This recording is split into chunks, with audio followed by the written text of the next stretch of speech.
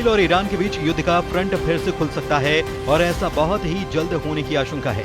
Tehran में भारतीय दूतावास ने भी सलाह जारी की है और कहा है कि इस वक्त ईरान की गैर जरूरी यात्रा करने से बचा जाए और ईरान में जो भारतीय मौजूद हैं वे भी चाहें तो विमानों से लौट सकते हैं। ईरान की मिसाइल फिर तैयार है, किसी भी वक्त लॉन्च करने का ऑर्डर जारी किया जा सकता है, जो ईरान से आसमान की तरफ बढ़ेंगी और इजराइल पर कहर बनकर टूटेंगी। वहीं इजराइल के फाइटर जेट्स को भी किसी भी नए मिशन पर भेजा जा सकता है। इजराइल के हवाई अड्डों पर लड़ाकू पायलट बैटल रेडी किए जा चुके हैं। ईरान में नए टारगेट सेट हैं, बस नेतन्याहू से हमले का ऑर्डर आना बाकी है। क्या युद्ध को लेकर अगले 24 घंटे में कुछ बड़ा होने वाला है? क्या 48 घंटे में नेतन्याहू कोई बड़ा फैसला करेंगे और 72 घंटे में ऑपरेशन तेहरान लॉन्च कर देंगे? ईरान और इजराइल के बीच अगले 100 घंटे बहुत अहम होने वाले हैं। ईरान पर हमला हुआ तो फिर दहलेगा तेल अवीव और हाइफा, या फिर ईरान पर पहले कर देगा इजराइल हमला।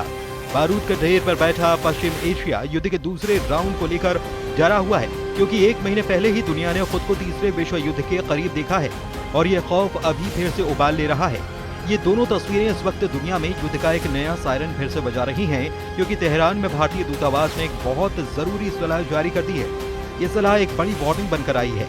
भारतीय दूतावास ने ट्वीट करके लिखा है कि पिछले कई हफ्तों में सुरक्षा संबंधी हालात को देखते हुए भारतीय नागरिकों को सलाह दी जाती है कि वो ईरान की गैर जरूरी यात्रा करने से पहले मौजूदा स्थिति जरूर देखें, हर घटनाक्रम पर नजर रखें और भारतीय अधिकारियों की सलाह को मानें। अब ट्वीट के मायने क्या हैं?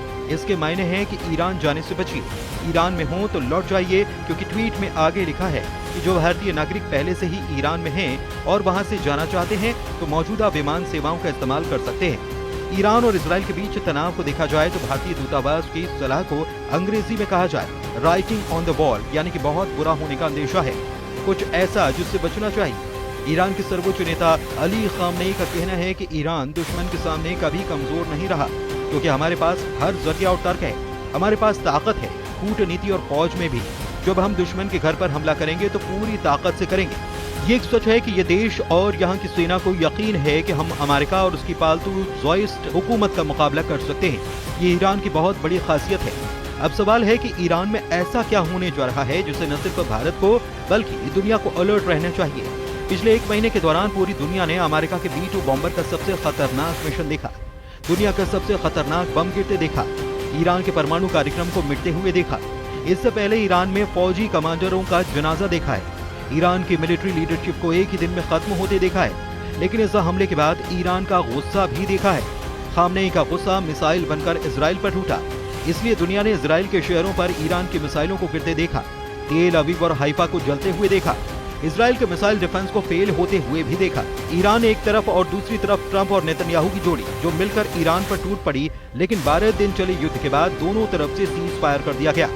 इजराइल के पीएम बेंयामिन नेतन्याहू का दावा है कि राष्ट्रपति ट्रंप और मैं हमेशा शक्ति के साथ शांति की बात करते हैं, पहले शक्ति आती है और फिर शांति आती है। हमें उम्मीद है कि हम बहुत जल्द ही इसे हासिल करेंगे। अभी ईरान में क्या मूड है और भारतीय दूतावास ने ईरान के रुख को लेकर क्या समझा है, इसे और बेहतर तरीके से ईरान के रक्षा मंत्री के जरिए समझा जा सकता है। ईरान के रक्षा मंत्री ब्रिगेडियर जनरल अजीज नासिर जादेह ने कहा है कि मौजूदा सीज फायर कब तक टिकेगा नहीं पता। ईरान को इजराइल पर जरा भी भरोसा नहीं है और ईरान किसी भी हमले के लिए तैयार है। तुर्की और मलेशिया के रक्षा मंत्रियों से फोन पर बातचीत में नासिर जादेह ने कहा कि ईरान युद्ध नहीं चाहता, लेकिन उसकी तैयारी पूरी है। ईरान और इजराइल एक दूसरे को अपना सबसे बड़ा दुश्मन मानते हैं, दोनों ही एक दूसरे पर यकीन नहीं करते और 13 जून को हुए हमले के बाद ईरान के पास तो इसकी वजह भी है कि वो इजराइल की तरफ से किसी भी बात का भरोसा न करे। इस युद्ध को शुरू करने से पहले नेतन्याहू ने अपने 3 लक्ष्य फाइनल किए थे और इन्हीं लक्ष्यों को लेकर उनके कमांडर्स ने पूरे युद्ध का प्लान तैयार किया था। हर हमले, हर स्ट्राइक मिशन और इजराइल के हर बम पर नेतन्याहू के यही लक्ष्य निर्धारित किए गए थे। पहला मकसद ईरान के परमाणु कार्यक्रम को जड़ से उखाड़ देना, उसे पूरी तरह से खत्म कर देना। क्या ऐसा हुआ? 400 किलो संवर्धित यूरेनियम को लेकर अब भी सवाल खड़े हो रहे हैं, इसलिए ये मकसद नाकाम हो गया। इजराइल का दूसरा मकसद ईरान के मिसाइल जखीरे को मिटा देना, लेकिन ईरान के कमांडर्स दावा कर रहे हैं कि उनके पास इतनी मिसाइलें हैं कि ईरान 2 साल तक लगातार युद्ध लड़ सकता है, इसलिए ये मकसद भी फेल हो गया। इजराइल का तीसरा मकसद ईरान में बगावत करवाकर तख्ता पलट करना, लेकिन अली खामनेई अब भी ईरान के सर्वोच्च नेता हैं और ईरान की मिलिट्री लीडरशिप भी कायम है, यानी इजराइल के तीनों मकसद नाकाम साबित हुए। यही वजह है कि नेतन्याहू और उनका वॉर कैबिनेट कुछ बड़ा करना चाहता है। इसका दावा ईरान की तरफ से बार बार किया जा रहा है। और यही दावा है जिसे लेकर ईरान पर इजराइल के हमले का खतरा मंडरा रहा है। लेकिन 12 दिन के युद्ध के दौरान इजराइल पर ईरान की जितनी मिसाइल गिरी, ऐसे हर धमाके ने इजराइल के मिसाइल डिफेंस सिस्टम का पुर्जा ढीला कर दिया। तेल अवीव से लेकर हाइफा और अशदोद से लेकर बेन गुरियन हवाई अड्डे तक हर मिसाइल हमले ने नेतन्याहू को ईरान पर नया प्लान बनाने के लिए मजबूर कर दिया। यही वजह है कि नेतन्याहू ने ईरान को घेरने के लिए अब नई योजना तैयार की है। नेतन्याहू ने कहा है कि ईरान के मिसाइल कार्यक्रम पर रोक लगनी चाहिए और उसे 480 किलोमीटर से ज्यादा रेंज की मिसाइल नहीं बनाने दी जानी चाहिए। मतलब साफ है कि नेतन्याहू ईरान के उन मिसाइलों से घबरा गए हैं जो 1500 किलोमीटर या उससे ज्यादा की रेंज रखती हैं, क्योंकि ईरान और इजराइल की दूरी भी 1500 से 1800 किलोमीटर की रेंज में है। यही वजह है कि नेतन्याहू चाहते हैं कि ईरान के पास 480 किलोमीटर की रेंज वाली मिसाइल हों ताकि वो इजराइल तक ना पहुंच पाए। 13 जून 2025 को जब ईरान पर हमला हुआ तब उसकी खुफिया एजेंसियों से लेकर इजराइल को रोकने वाले हर प्लान की पोल खुल गई थी। इजराइल के फाइटर जेट्स को रोकने वाली कोई ताकत ईरान में मौजूद नहीं थी। ईरान का आसमान इजराइल की वायुसेना के लिए खुला मैदान साबित हुआ और यही वजह है कि नेतन्याहू ने जो टारगेट एयरपोर्ट को दिए थे उस हर ठिकाने पर बमबारी की गई और नुकसान भी जबरदस्त पहुंचाया गया, क्योंकि 13 जून के बाद हमले में मिलिट्री कमांडर और वैज्ञानिकों के अलावा 1000 से ज्यादा लोगों की मौत हुई। लेकिन 12 दिन के युद्ध में दोनों तरफ से एक दूसरे पर हमले हुए। हमले दिन रात हो रहे थे। एक तरफ से फाइटर जेट तो दूसरी तरफ से बैलिस्टिक मिसाइल दागी गई। एक तरफ नेतन्याहू ने कमान संभाली जिसमें अमेरिका से भी पूरी मदद थी, तो दूसरी तरफ ईरान के सर्वोच्च नेता अली खामनेई ने मोर्चा संभाला और तमाम मिलिट्री लीडरशिप खत्म होने के बाद फौरन सेना की कमान नए कमांडर्स के हाथों में थाम दी।